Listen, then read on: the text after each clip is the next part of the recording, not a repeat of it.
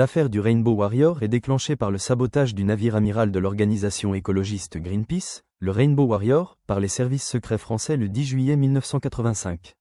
Elle eut des suites médiatiques, politiques et judiciaires.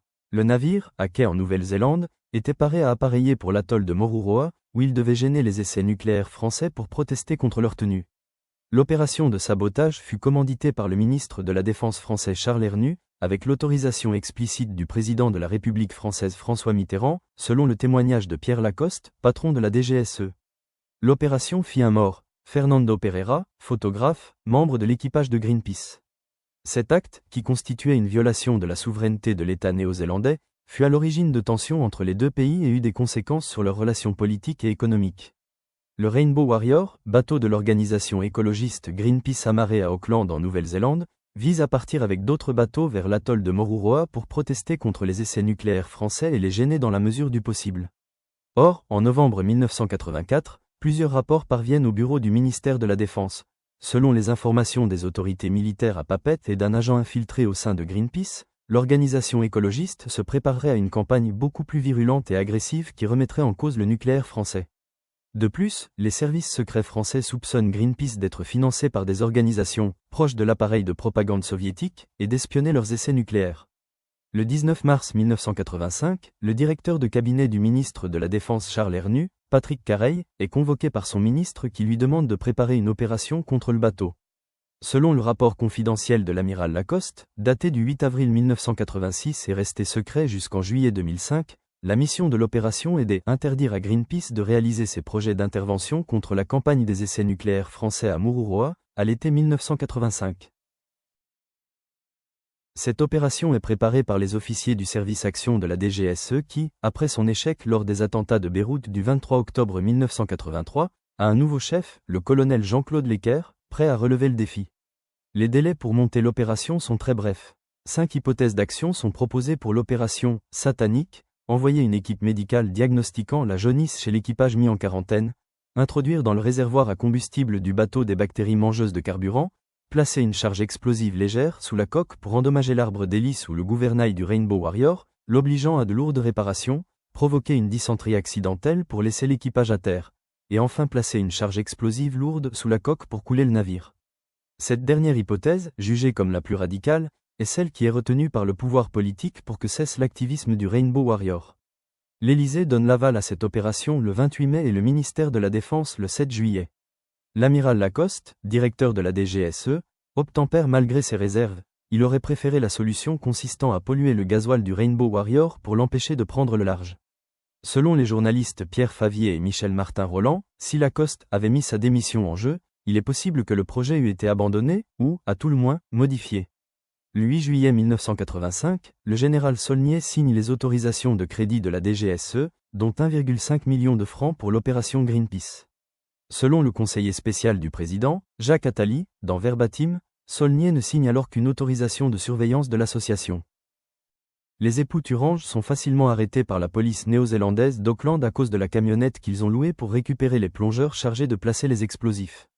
Un concours de circonstances fait que, un certain nombre de cambriolages ayant précédemment eu lieu sur le port, un vigile, placé là en surveillance, repère leur véhicule qui attend les plongeurs dans un coin jusque-là jugé discret. Le vigile note le numéro d'immatriculation, ce qui permet à la police de les retrouver rapidement lors de son enquête. Ainsi, le 12 juillet à 9h du matin, la police néo-zélandaise les interpelle à l'aéroport d'Auckland lorsqu'ils rendent leur Toyota Yassé à l'agence de location. Ils se font passer pour 2 touristes suisses, les époux Thurange. Restant à la disposition de la police, ils sont logés dans un hôtel, mais commettent l'erreur de passer un appel téléphonique international à un numéro secret de secours de la DGSE qui mène à une ligne téléphonique du ministère de la Défense.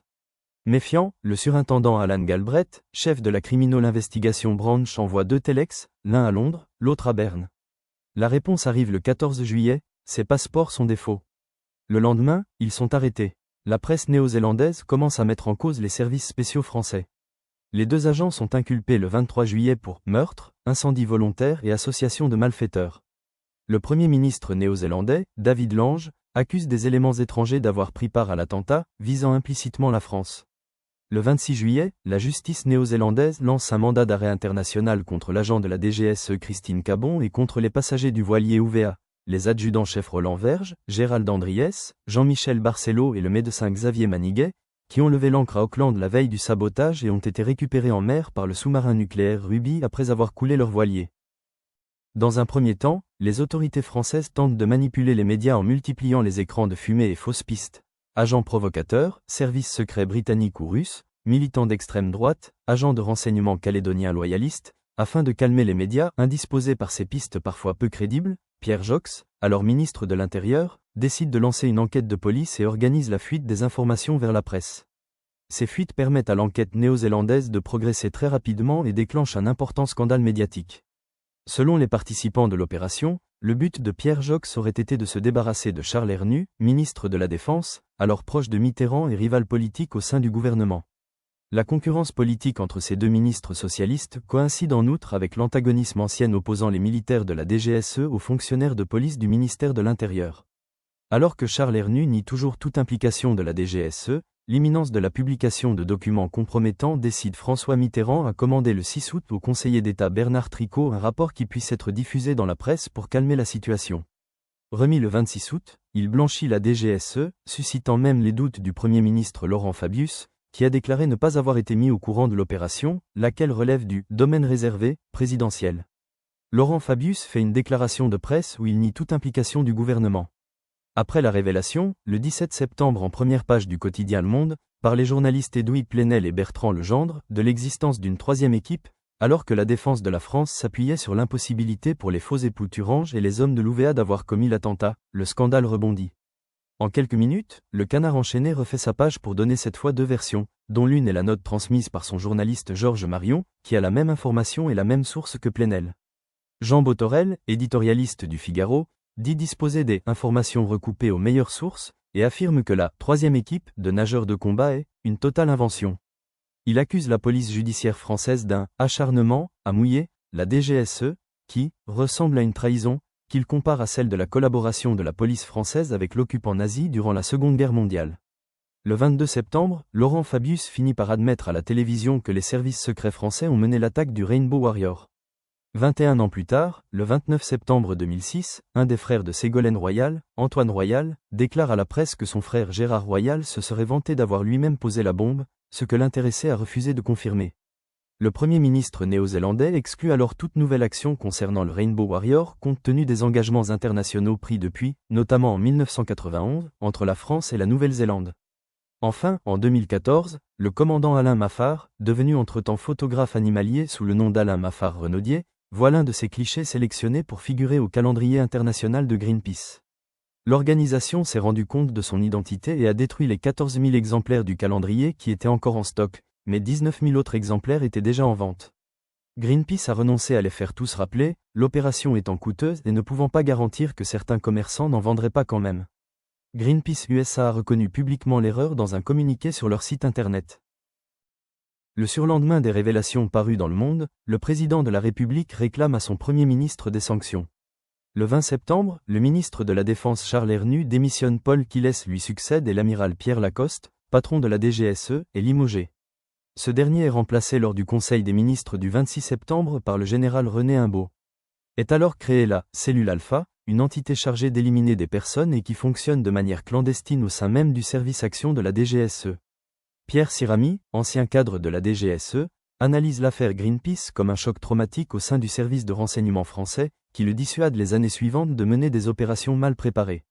L'affaire entraîne également une crise dans les relations entre la France et la Nouvelle-Zélande. La France ayant abrogé en 1974 sa déclaration de juridiction obligatoire de la Cour internationale de justice, l'affaire n'est pas traitée par celle-ci. Les deux parties font appel au secrétaire général de l'ONU, alors le péruvien Javier Pérez de Cuellar, en lui demandant de rendre une décision contraignante pour les deux parties, ce qu'il fait un an après l'attentat, en juillet 1986, 40. La décision accorde une double réparation à la Nouvelle-Zélande, d'abord, une satisfaction sous la forme d'excuses officielles de la France, ensuite, une réparation de 7 millions de dollars de dommages et intérêts. Le 9 juillet, 3 accords sous forme d'échange de lettres sont signés pour régler le problème. Conformément à ces accords, les deux agents français, les faux époux Thurange, le commandant Maffard et le capitaine Prieur, sont transférés sur l'île d'Ao en Polynésie française avec interdiction de revenir en métropole avant 3 ans. Mais l'année suivante, le 14 décembre 1987, Le Premier ministre Jacques Chirac fait rapatrier, pour raison médicale, le chef de bataillon Maffar, qui est suivi quelques mois plus tard, le 6 mai 1988, du capitaine Dominique Maire, épouse Prieur, enceinte après que son mari, lui aussi officier, a été muté sur l'île. La Nouvelle-Zélande porte alors l'affaire devant un tribunal arbitral. Les relations entre les deux pays vont rester tendues quelques années. En 1987, la France verse 8,16 millions de dollars d'indemnité à Greenpeace. La France avait notamment tenté de faire pression sur la Nouvelle-Zélande en mettant en jeu le commerce de celle-ci avec l'Union européenne. Les autorités françaises l'ont nié, mais Geoffrey Palmer, qui a participé à l'époque aux négociations en tant que vice-premier ministre néo-zélandais, le confirme dans un article de 2012. La France menaçait de remettre en question les exportations de la Nouvelle-Zélande en Europe. Celui-ci dévoile aussi dans cet article que la plupart des éléments de la décision contraignante du secrétaire général des Nations Unies avaient été secrètement négociés en Suisse entre la Nouvelle-Zélande et la France. Ainsi, la décision contraignante du 6 juillet 1986 prononcée par le secrétaire général des Nations Unies comprenait une section « Enjeux commerciaux, trade issues » où il était notamment précisé que la France ne devait pas prendre de mesures qui pourraient porter atteinte à l'exécution de l'accord entre la Nouvelle-Zélande et la Communauté économique européenne sur le commerce des viandes de mouton, d'agneaux et de chèvres, entré en vigueur le 20 octobre 1980, tel que complété par l'échange de lettres du 12 juillet 1984. Autre conséquence de l'affaire, le service secret des Pays-Bas BVD a interrompu sa liaison avec la DGSE, le Rainbow Warrior étant un navire battant pavillon néerlandais. La coopération sera rétablie par le directeur du BVD Arthur Dr Van Leven au début des années 1990.